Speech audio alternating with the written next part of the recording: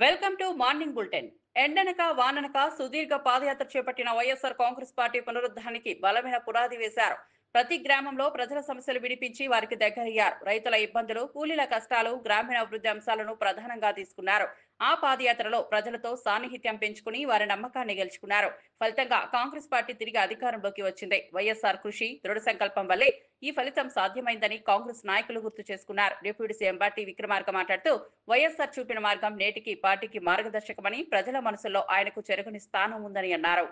Doctor YS Rajasekhara Reddy గారు రాష్ట్ర Congress committee అధ్యక్షుడిగా ఉన్నప్పుడు, అలాగే కాంగ్రెస్ లెజిస్లేచర్ పార్టీ నాయకుడిగా ఉన్నప్పుడు, ఆ తర్వాత రాష్ట్ర ముఖ్యమంత్రిగా అయినప్పుడు కూడా వారితో కలిసి పనిచేసేటువంటి అదృష్టం, భాగ్యం నాకు కలిగింది. 2007లో మొట్టమొదటిసారి స్థానిక సంస్థల నుంచి శాసన పరిషత్కి ఖమ్మం నుంచి నన్ను పోటీ చేసే కార్యక్రమంలో వారు ప్రత్యేకమైనటువంటి చొరవ తీసుకొని, నిర్ణయం తీసుకొని ఆ శాసన పరిషత్కి నేను గెలిచి రావటం, ఆనాటి నుంచి తిరిగి 2009 శాసనసభ ప్రవేశించే నాటి వరకు కూడా చట్టసభల్లో ప్రజాపాలన గురించి, ప్రజల అవసరాల గురించి ప్రభుత్వం చేసే కార్యక్రమాల్ని ఏ రకంగా లేవనెత్తాలి, ఏ రకంగా మాట్లాడాలి, ఏ రకంగా వాటి అమలు చేసే కార్యక్రమంలో భాగం ఎట్లా పంచుకోవాలో వారి దగ్గర నుంచి చాలా స్పష్టంగా నేర్చుకున్నాం. ఆయన కాంగ్రెస్ లెజిస్లేచర్ పార్టీ నాయకుడిగా ఒక సుదీర్ఘమైనటువంటి పాదయాత్ర, మండు టెండల్లో ఆరోగ్యాన్ని కూడా లెక్క చేయకుండా కొన్ని నెలల పాటు నడిచి ఈ రాష్ట్రంలో, ఉమ్మడి రాష్ట్రంలో, ఆ రోజు రాష్ట్రంలో ఉన్నటువంటి ప్రజల యొక్క బాధలు, ఇబ్బందులు, ముఖ్యంగా వ్యవసాయ రంగానికి సంబంధించిన సమస్యల్ని, తాడితులు, పీడితులు, బీదలు, మధ్యతరగతి కుటుంబాలకు ఉన్న సమస్యల్ని అవగాహన చేసుకొని వారు ముఖ్యమంత్రి అయిన తర్వాత ఇప్పుడే పెద్దలు చెప్పినట్టు మొట్టమొదటి సంతకం రైతుల క్షేమం కోసం ఉపయోగపడేటువంటి ఉచిత కరెంటు సంతకం ప్రమాణ స్వీకారోత్సవం రోజే అదే డయాస్ మీద నుంచి చేసినటువంటి సంఘటన. ఇప్పటికి కూడా భారతదేశంలో ఎవరైనా ఉచిత కరెంటు ఇస్తున్నామా అని చెప్తే అది కాంగ్రెస్ పార్టీ పేటెంట్ అని చెప్పుకోవటానికి ధైర్యంగా మనకి ఇచ్చినటువంటి వైఎస్ఆర్ తన నాయకత్వంలో రైతు సంక్షేమం, గ్రామీణాభివృద్ధిని ప్రధాన లక్ష్యంగా పెట్టుకున్నారు. తన పాలనలో పలు రైతు అనుకూల పథకాలు ప్రవేశపెట్టి వారికి బలమైన ఆర్థిక మద్దతు ఇచ్చారు. పంటలకు ఉచిత విద్యుత్, రుణమాఫీ, ఫీజు రీయింబర్స్మెంట్ వంటి పథకాల ద్వారా ప్రతి వర్గానికి అండగా నిలిచారు. గ్రామీణ అభివృద్ధి కోసం రహదారులు, నీటిపారుదల ప్రాజెక్టులు చేపట్టారు. ఈ దిశగా ఆయన చేసిన కృషి వల్లే కాంగ్రెస్ పార్టీకి గ్రామీణ స్థాయిలో బలమైన మద్దతు లభించింది. ఐటీ పరిశ్రమల శాఖ మంత్రి శ్రీధర్ బాబు మాట్లాడుతూ వైఎస్ఆర్ వారసత్వం కాంగ్రెస్ బలంగా నిలబడడానికి దోహదపడుతుందని తెలిపారు. రైతులకు తోడుగా నిలిచిన వైఎస్ఆర్ ను ప్రజలు ఎప్పటికీ గుర్తుంచుకుంటారని అన్నారు. డాక్టర్ వైఎస్ రాజశేఖర రెడ్డి గారి క్యాబినెట్లో మంత్రిగా ఆ రోజు నాకు పనిచేసే అవకాశం దొరికింది. ఎప్పుడు కూడా రైతు సోదరుల గురించి, గ్రామీణ ప్రాంతాల అభివృద్ధి గురించి నిరంతరం కృషివలుడిగా పనిచేసిన వ్యక్తిగా 2004లో ప్రతి సందర్భంలో కూడా 1999 నుంచి 2004 వరకు మేము ప్రతిపక్ష సభ్యులుగా ఉండి ఎప్పుడు కూడా సిఎల్పి నాయకులుగా అనేక సందర్భాల్లో మాట్లాడుతూ వారు చెప్పింది ఒకటే, రైతు సోదరులకు ధైర్యం కల్పించే విధంగా మీరు ధైర్యంగా ఉండండి. ఆనాడు ఉన్న కరెంటు సమస్యలను దృష్టిలో పెట్టుకొని, ఆనాడు రైతు సోదరులకు సంబంధించిన ఇబ్బందులను దృష్టిలో పెట్టుకొని మొత్తం దేశ చరిత్రలోనే రైతులకు మేలు చేయాలని మేము ప్రభుత్వంలోకి రాగానే 7 గంటలు ఉచిత కరెంటు ఇస్తామని చెప్పి ధైర్యాన్ని వలికి రైతుకు ధైర్యాన్ని ఇచ్చిన మహనీయులు డాక్టర్ వైఎస్ రాజశేఖర రెడ్డి గారు. ఎన్నికల వెంటనే 2004 సంవత్సరంలో మేము కూడా ప్రత్యక్ష సాక్షులం. ఆనాడు చాలామంది, అంటే ప్రత్యేకంగా అధికారులు 7 గంటలు విద్యుత్ సరఫరా ఉచితంగా ఇవ్వటం కష్టం, రైతు సోదరులకు కొద్ది రోజుల తర్వాత ఆలోచన చేస్తామని అధికారులు వచ్చి చెప్తే చాలాసేపు కూడా చాలామంది ఉన్నారు. అప్పుడు పెద్దలు రఘువీరారెడ్డి గారు కూడా ఉండే కావచ్చు అక్కడ. ఓ గంటన్నర సేపు ప్రభుత్వ అధికారులు అందరూ కూడా ఈ ఉచిత విద్యుత్తుకు సంబంధించి వీలు కాదు, ఆనాడు ఇప్పుడున్నట్టు ప్రభుత్వ ఖజానాకు సంబంధించి అనేక ఇబ్బందులు ప్రభుత్వం రాగానే, ఈనాడు కూడా మా ముఖ్యమంత్రి గారు ఉప ముఖ్యమంత్రి గారు చూస్తూ ఉన్నాం. మా ప్రభుత్వానికి సంబంధించిన సహచరులందరం కూడా ఈరోజు ఆర్థిక వ్యవస్థ గాడిలో పెట్టే ప్రయత్నంలో చేస్తూ ఉన్న సందర్భం. ఆనాడు కూడా మరి రాజశేఖర రెడ్డి గారు మరి కొత్త సంక్షేమ కార్యక్రమాల అభివృద్ధి చేపట్టాలన్నా అధికారులు వాస్తవిక విషయాలు చెప్పినప్పుడు పూర్తి స్థాయిలో విషయ సేకరణ చేసి రైతు సోదరులకు ఇచ్చిన మాటపై మనం నిలబడాలి ఖచ్చితంగా అని చెప్పి వారి మొట్టమొదటి జీవో సంతకం చేసింది రైతు సోదరులకు సంబంధించి ఉచిత విద్యుత్. కాళేశ్వర ప్రాజెక్టులో జరిగిన అవినీతి కేసీఆర్ కు బాగా తెలిసే జరిగిందని టీపీసీసీ చీఫ్ మహేష్ కుమార్ గౌడ్ అన్నారు. అసెంబ్లీలో మాట్లాడిన ఆయన ఈ ప్రాజెక్టులో 100 కోట్ల అవినీతి జరిగిందని, దీనికి బాధ్యత ఎవరు వహిస్తారో ప్రజలు అడుగుతున్నారని తెలిపారు. కాంగ్రెస్ ప్రభుత్వం ఆ అవకతవకలపై న్యాయ విచారణ జరుపుతున్నదని చెప్పారు. అవినీతి వల్లే తెలంగాణకు ఆర్థిక నష్టం జరిగిందని, రైతులు ప్రజలు దాని ఫలితాలు అనుభవిస్తున్నారని మహేష్ కుమార్ గౌడ్ ఆగ్రహం వ్యక్తం చేశారు. ఈ అంశంపై బహిరంగంగా చర్చించడానికి కాంగ్రెస్ సిద్ధంగా ఉందని స్పష్టం చేశారు. ప్రాజెక్టులో ఖర్చు చేసిన డబ్బులు ఫలితం రాకపోవడంపై కేసీఆర్ సమాధానం చెప్పాలని డిమాండ్ చేశారు. కవిత గారి స్టేట్మెంట్ కేసీఆర్ కుటుంబంలో ఒక కొత్త నాటకానికి తెరదీశారు. ప్రజలు తెలుసుకోవలసింది కేసీఆర్ తో పాటు వారి కుటుంబం అంతా కూడా ఒక పెద్ద దొంగల ముఠ. ఇలా చాలా తెలివిగా కవిత రూపంలో వచ్చి కేసీఆర్ రక్షించే ప్రయత్నంలో భాగంగా మా నాయనకి ఏం తెలియదు, హరీష్ రావే దీంట్లో అవినీతికి పాల్పడినాడు, సంతోష్ రావే పాల్పడినాడని చిలక పలుకులు పలుకుతా ఉంది. కవిత గారు ఇచ్చిన మాటలకి ప్రజలు తెలుసుకోవలసింది ఆనాడు రాష్ట్ర ముఖ్యమంత్రి కేసీఆర్ గారి యొక్క ఆజ్ఞ లేనిదే చీమ కూడా కదలలేని పరిస్థితి. మరి కవిత మాటలు నిజమైతే హరీష్ రావు గారే అవినీతికి పాల్పడి ఉంటే ఆనాడు హరీష్ రావు ఇరిగేషన్ మంత్రిగా ఉంటే ముఖ్యమంత్రిగా కేసీఆర్ గారు ఉన్నారు, కవిత గారు పార్లమెంట్ సభ్యురాలుగా ఉన్నారు. ఇవాళ కవిత చెప్పిన మాటలు నిజమైతే మరి హరీష్ రావు గారిని చర్యలు ఎందుకు తీసుకోలే ఆ రోజు ముఖ్యమంత్రి గారు? మరి ఈ కవిత గారు ఆ రోజు ఈ అంశాన్ని ఎందుకు లేవనెత్తలేదు? ఇవల్ల తెలంగాణ ప్రభుత్వం పారదర్శకంగా పనిచేస్తూ అవినీతి భాగవతాన్ని బయటకు తీసుకొస్తే బీఆర్ఎస్ గుండెలు ఎట్లాగో రైలు పెరుగుతున్నాయి, కానీ బీజేపీ నేతల గుండెలు కూడా రైలు పెరుగుతూ ఉన్నాయి. వాళ్ళు పరిపూర్ణంగా ప్రక్షాళన జరగాలని అవినీతి అని ఘోష్ కమిషన్ ద్వారా చాలా వాస్తవాలు బయటకు తీసుకొస్తే టీఆర్ఎస్ తరఫున బీజేపీ వకాలతో పుచ్చుకున్నట్టుగా మాట్లాడుతూ ఉంది, ఒకరిద్దరు నాయకులు మినహా. కాళేశ్వరంలో కర్త కర్మ క్రియ అన్నీ తానే అని చెప్పుకున్న కేసీఆర్ గారు అవినీతి కూడా బాధ్యత వహించాల్సిందే. కవిత గారి మాటల్లో ఒకటి మాత్రం వాస్తవం స్పష్టమైంది, ఆవిడ కూడా అంగీకరిస్తూ ఉన్నారు, కాళేశ్వరంలో అవినీతి జరిగింది. ఆవిడకి వాటాలు తెలియకపోవచ్చు, కేసీఆర్కి వచ్చిన వాటా ఎంత, హరీష్ రావుకి వచ్చిన వాటా ఎంత, కేటీఆర్కి వచ్చిన వాటా ఎంత, ఈమెకి ఏమైనా వాటా తక్కువ వస్తే వచ్చిండొచ్చు, కవిత గారికి వచ్చిన వాటాల్లో ఏమైనా తగ్గుదల ఉంటే ఉండొచ్చు, వాటాల హెచ్చుతగ్గులు ఉండొచ్చు, కానీ అవినీతి జరిగింది అనేటువంటి మాట మాత్రం కవిత కూడా యాక్సెప్ట్ చేస్తావు.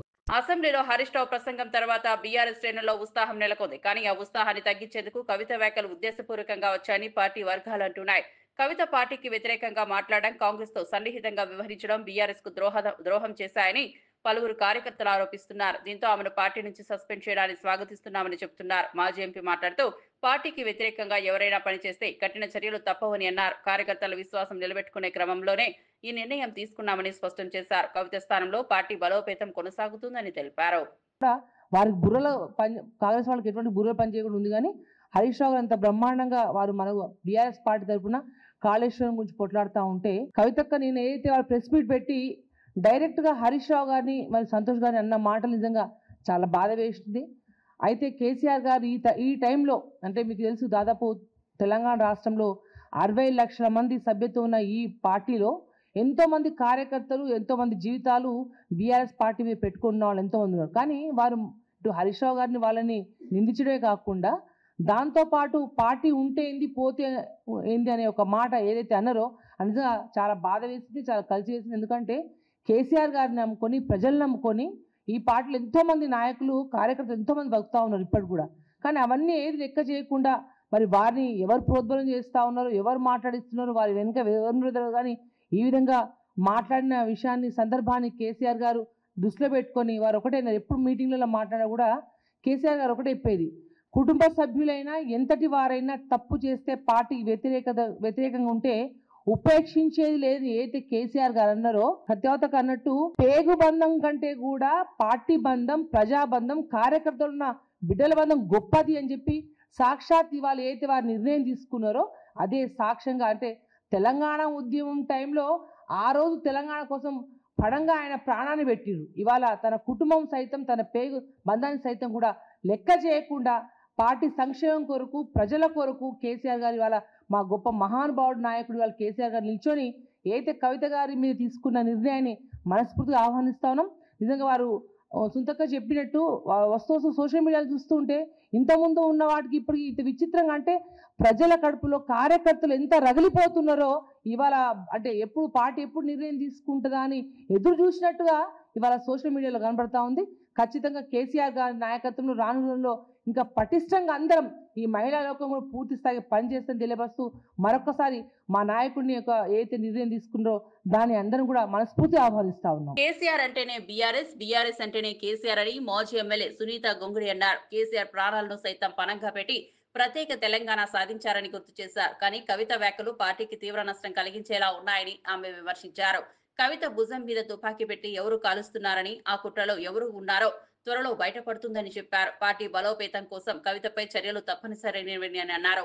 కార్యకర్తల నమ్మకాన్ని కాపాడుకోవడంలో పార్టీ ఎప్పుడు వెనకడుగు వేయదని అన్నారు. తెలంగాణ ప్రజల కోసం చేసిన కేసీఆర్ పేరు చెరగకుండా నిలబడేలా కూటమిగా కృషి. ఈరోజు బీజేపీకైనా కాంగ్రెస్ పార్టీకైనా హడలెత్తిచ్చే పార్టీ బీఆర్ఎస్ పార్టీ. మొన్న ఎన్నికలలో అసెంబ్లీ ఎన్నికలలో ఓడిపోయినా, పార్లమెంట్ ఎన్నికలలో సీట్లు రాకపోయినా ప్రజలు మాత్రం మళ్ళీ కేసీఆరే కావాలి, మళ్ళీ బీఆర్ఎస్ఏ అధికారంలోకి రావాలని ఆకాంక్షిస్తూ ఉన్నారు. అడుగడుగున క్షేత్రస్థాయిలో ఇది స్పష్టంగా కనిపిస్తూ ఉంది. ఇలాంటి ప్రస్థానంలో పార్టీ ఈరోజు ఇబ్బందుల పరిస్థితిలో ఉన్నప్పుడు కేసీఆర్ గారు 20 నెలలుగా వాస్తవంగా మరి ప్రజలు ఏం కోరుకుంటున్నారు దాన్ని బట్టి మనం ముందుకు అడిగేద్దామని చెప్పి మొన్న ఏప్రిల్ 27 వరకు కూడా వారు స్వయంగా ప్రజాక్షేత్రంలోకి రాలేదు. పార్టీ పుట్టినరోజు పండగ నాడు ఆ రోజు మరి మనందరికీ తెలుసు పెద్ద ఎత్తున బహిరంగ సభ పెట్టి తాను ఏం చెప్పదలుచుకున్నారో చెప్పినారు. బీఆర్ఎస్ పార్టీ యొక్క ప్రస్థానం, బీఆర్ఎస్ పార్టీ యొక్క గౌరవం ఇంకా పెద్దగా పెరిగేటట్టుగా వారు ప్రవర్తించిన తీరు దేశమంతా ఒక చర్చ అయింది. రేవంత్ రెడ్డి గారు దాన్ని ఓర్చుకోలేకపోయినారు. నన్ను ఒక్కసారి కూడా యాద్ చేయకపోయా కేసీఆర్, కాంగ్రెస్ పార్టీని కూడా యాద్ చేయకపోయా కేసీఆర్ అని చెప్పి ఓర్చుకోలేని పరిస్థితి. అంత గొప్పగా కేసీఆర్ గారు ప్రసంగం ఉండే.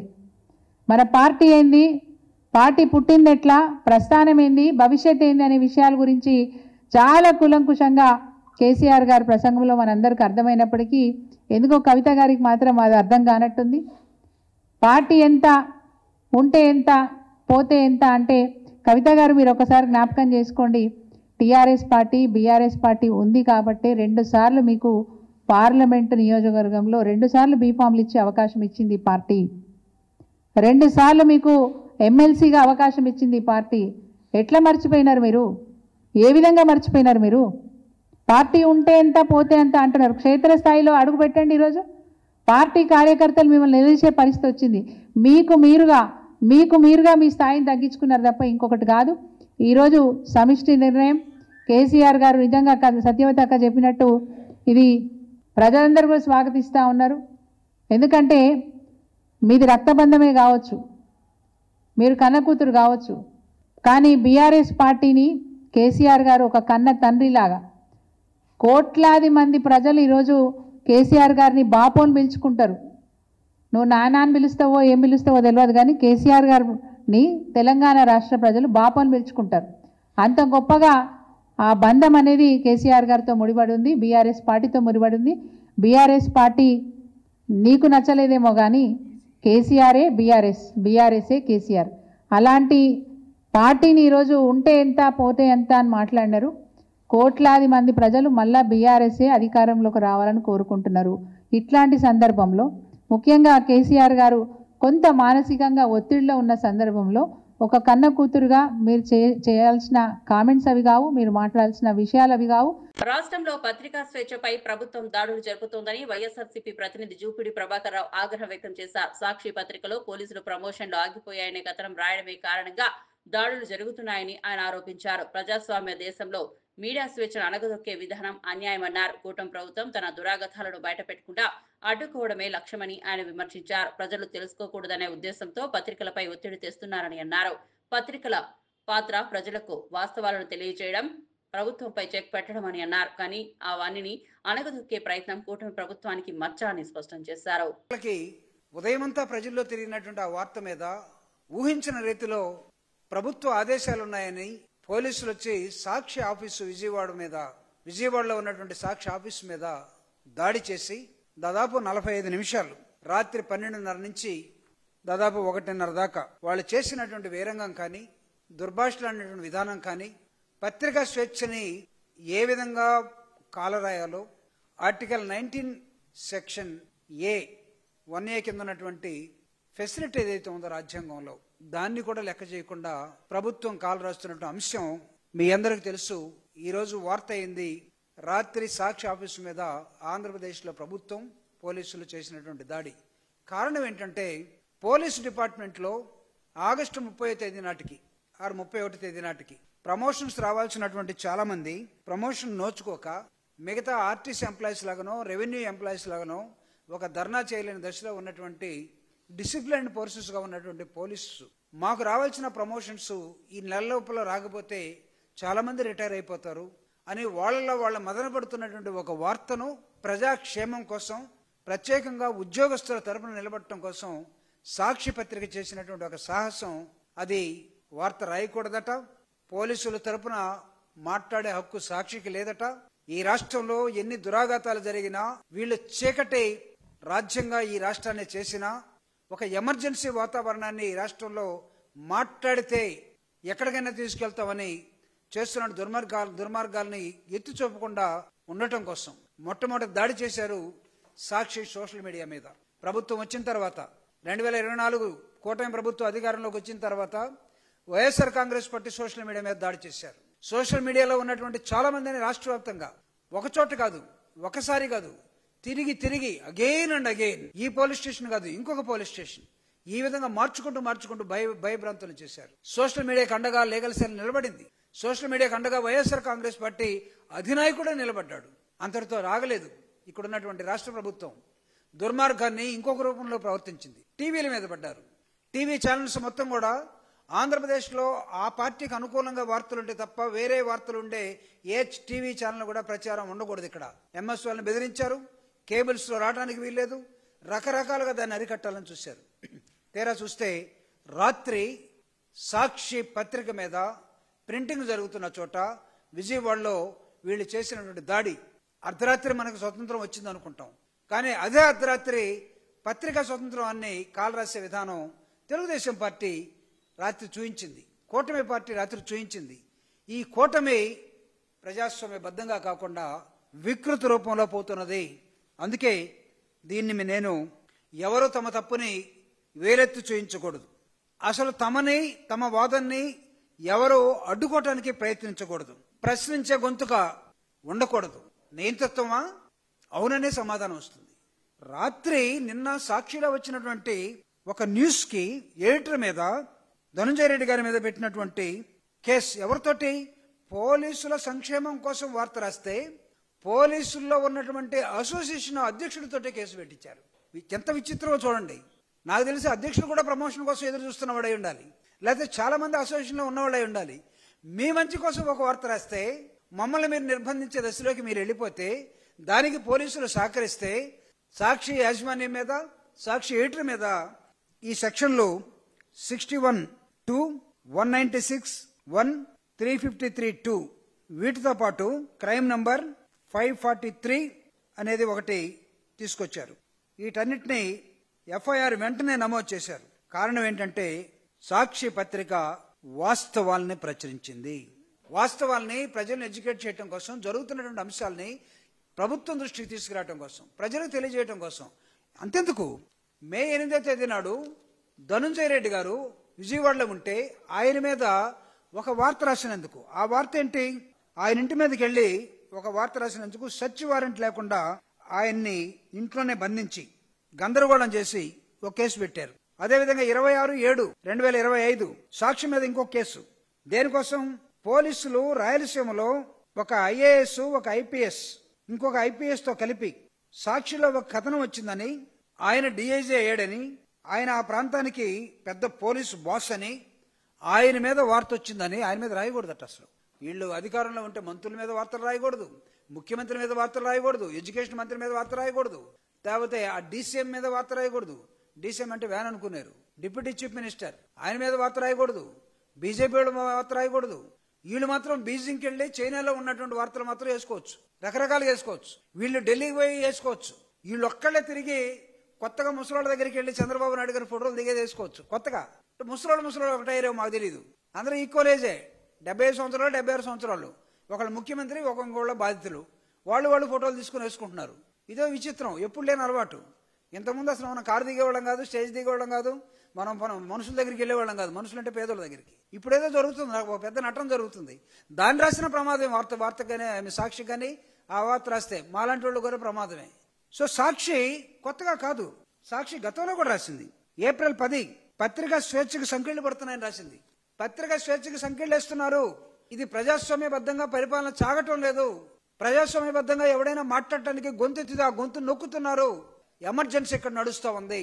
ఆంధ్రప్రదేశ్ లో కోర్ట్స్ లా ఎందుకున్నాయి మీకు తెలుసా? ఇలాంటి పోకడలుండే నాయకత్వాలు అధికారంలోకి వస్తే to limit your self, to diminish your self. అందుకోసమే రాజ్యాంగం ఉంటుంది, అందుకోసమే లా ఉంటుంది. అంతేగాని కర్రబెట్టుకుని వీధుల్లో తిరిగి నేను వీధి రౌడీలాగా ప్రభుత్వం ఉంటుందంటే ఇక్కడ ఎవడు సహించేవాడు ఉండకూడదు కూడా. కాబట్టి వైఎస్ఆర్ కాంగ్రెస్ పార్టీ తరఫున సాక్షి మీద మీరు చేసినటువంటి రాత్రి దాడిని తీవ్రంగా ఖండిస్తున్నాం. వైఎస్ఆర్ అమలు చేసిన పథకాలు ప్రజల మనసులో చెరగని ముద్ర వేశాయని సీఎం రేవంత్ రెడ్డి గుర్తు చేశారు. పేదలకు ₹1 కిలో బియ్యం అందించి ఆహార భద్రత కల్పించారని, ఉచిత విద్యుత్ పథకం ద్వారా రైతులకు అండగా నిలిచారని తెలిపారు. ఫీజు రియంబర్స్మెంట్, రాజు ఆరోగ్యశ్రీ పథకాలతో విద్య, ఆరోగ్య రంగాల్లో నూతన దశ ప్రారంభమైందన్నారు. ఏ రాష్ట్రంలోనైనా సంక్షేమం గురించి మాట్లాడితే వైఎస్ఆర్ పేరు గుర్తు చేసుకుంటారని చెప్పారు. రైతు, విద్యార్థి, పేద, రోగి ప్రతి వర్గానికి అండగా నిలిచిన నాయకుడిగా వైఎస్ఆర్ నిలిచారని రేవంత్ తెలిపారు. నేటికి ఆయన చూపిన మార్గం కాంగ్రెస్ పార్టీకి దారి చూపుతోందని అన్నారు.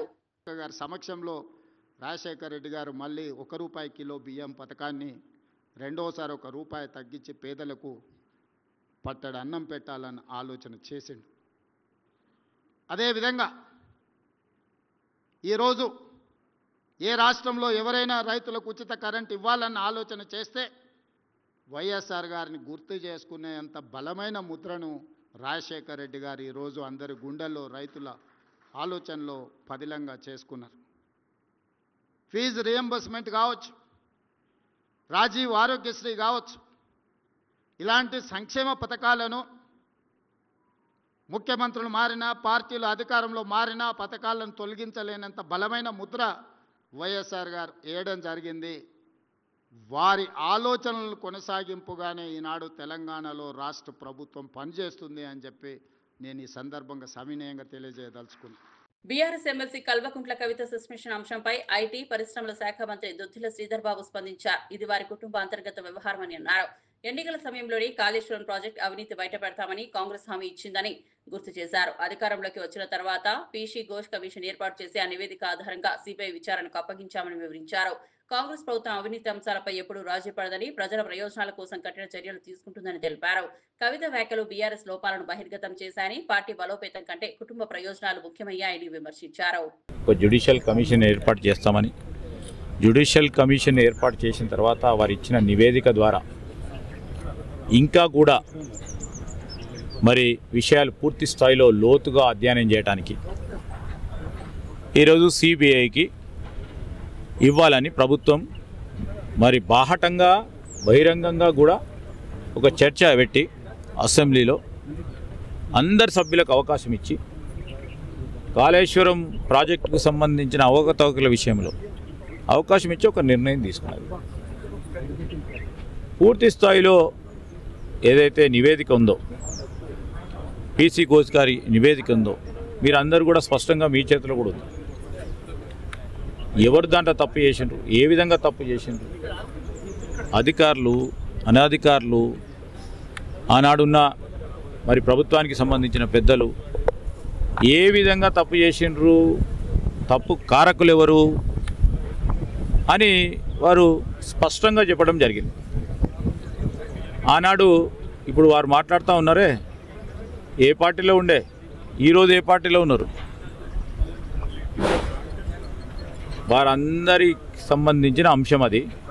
ఇప్పుడు సిబిఐ ఎంక్వైరీ అయింది కనుక మేము పూర్తి స్థాయిలో నమ్మకం ఉంది, విచారణ పూర్తి స్థాయిలో జరుగుతుందని, ఖచ్చితంగా జరుగుతుందని, తప్పకుండా దోషులు కఠినంగా శిక్షిస్తుందని. Thank you.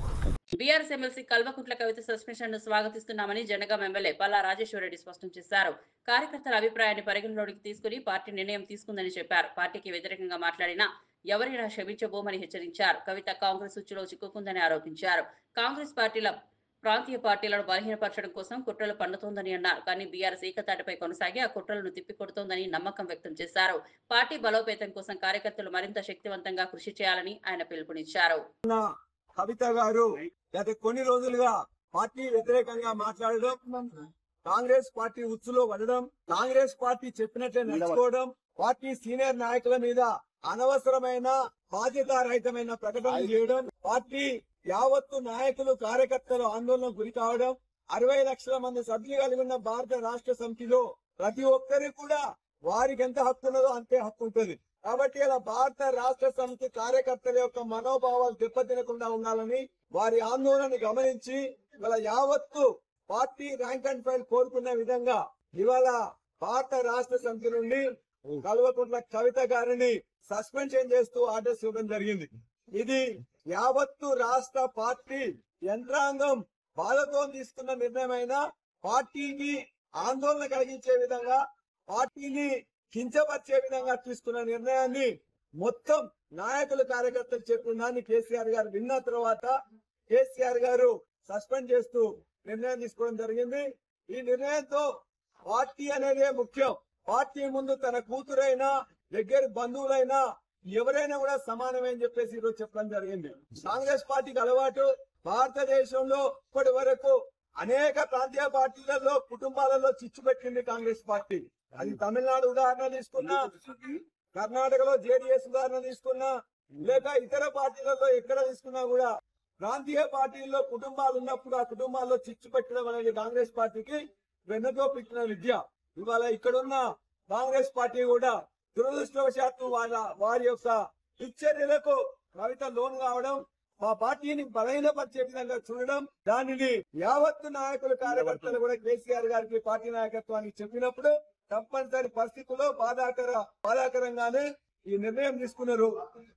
ఇక్కడ ఇలా ఈ జనగామ నియోజకవర్గంలో జరుగుతున్న యావత్తు నాయకులు కార్యకర్తలు కూడా మీరు చూసిండ్రు, ఇదే అభిప్రాయం వ్యక్తం చేసిండ్రు. వాటి పార్టీ శ్రేయస్సు దృష్ట్యా, తెలంగాణ శ్రేయస్సు దృష్ట్యా వారు తీసుకున్న నిర్ణయాన్ని మేము ఆహ్వానిస్తున్నాం.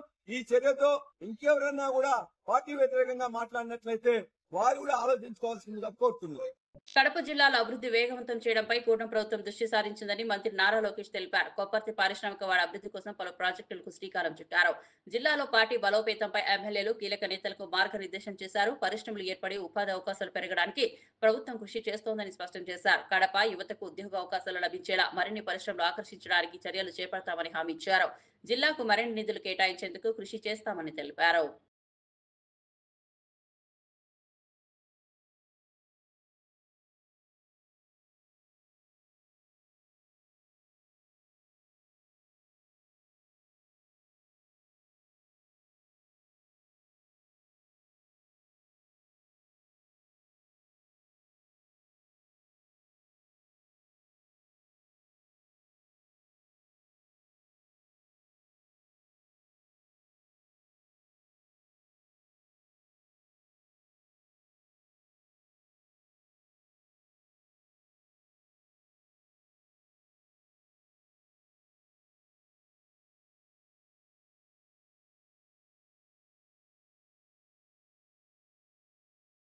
ఢిల్లీ మద్యం కేసు బెయిల్ తర్వాత కవిత బీఆర్ఎస్ మధ్య దూరం క్రమంగా పెరిగి చివరకు సస్పెన్షన్ వరకు వెళ్లింది. సామాజిక తెలంగాణ కోసం పోరాడాలంటూ ఆమె చేసిన వ్యాఖ్యలు, మాజీ మంత్రులు హరీష్ రావు, సంతోష్ కుమార్లపై ఆరోపణలు ఈ పరిణామానికి కారణమయ్యాయి.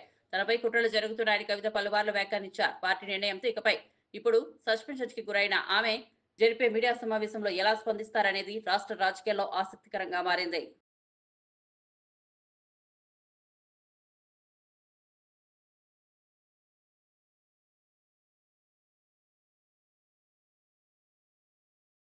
ఇందిరమ్మ ఇళ్ల నిర్మాణానికి నాణ్యమైన స్టీలు, సిమెంట్ తక్కువ ధరలో సరఫరా చేయాలని ఉప ముఖ్యమంత్రి బట్టి విక్రమార్క, మంత్రి శ్రీధర్ బాబు పరిశ్రమల యజమానులను కోరారు.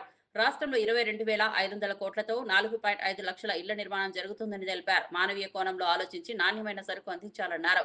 కంపెనీలని ఒకే ధరతో సరఫరా చేయాలని సూచించారు. పరిశ్రమల అభివృద్ధికి ప్రభుత్వం చేస్తున్న సహకారం దృష్టిలో పెట్టుకుని యాజమాన్యాలు స్పందించాలని కోరారు. త్వరలో ధరలు ఖరారు చేస్తామని ప్రతినిధులు హామీ ఇచ్చారు.